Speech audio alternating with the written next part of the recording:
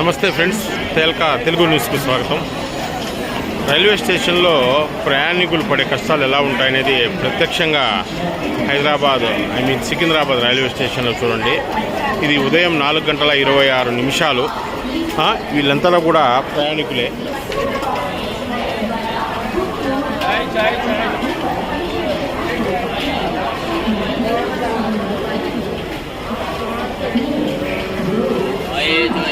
దాదాపుగా ప్రయాణికులు టికెట్లతో పాటు పరుచుకోవడానికి దుప్పట్లు, కప్పుకోవడానికి దుప్పట్లు కూడా తెచ్చుకునే పరిస్థితి. దక్షిణ మధ్య రైల్వే దాదాపుగా మంచి లాభాల్లో ఉంది, సర్వీసెస్ ఇస్తున్నామని చెప్తుంటారు, కానీ లేదండి, ఆ విధంగా ఉండదు. ఎందుకంటే ఈ రైళ్ల రాకపోకల సమయాలు వాటిని బట్టి ప్రయాణికులు కనీసం ఎటువంటి వసతులు కూడా ఉండవు అన్నమాట.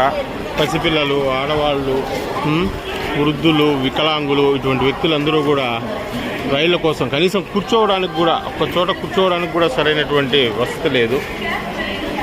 ఈ విధంగా ఉంది. ఇప్పుడు నేను హైదరాబాదు టు వైజాగ్ వందే భారత్ ట్రైన్ కోసం వెయిట్ చేస్తున్నాను. ట్రైన్ రావడానికి ఇంకా ఒక 20 నిమిషాల వరకు సమయం ఉంది.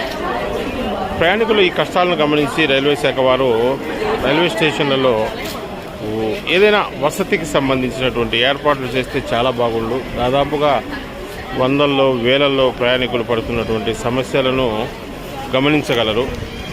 ఫ్రెండ్స్, తెహల్కా న్యూస్కు లైక్ చేయండి, షేర్ చేయండి, సబ్స్క్రైబ్ చేయండి. ఇటువంటి ఎన్నో న్యూ అప్డేట్స్, ప్రజలకు అందవలసినటువంటి సౌకర్యాలు, తీర్చవలసినటువంటి సమస్యల గురించి ఎప్పటికప్పుడు మీకు అప్డేట్స్ ఇస్తూ ఉంటాం. Thank you friends, thank you.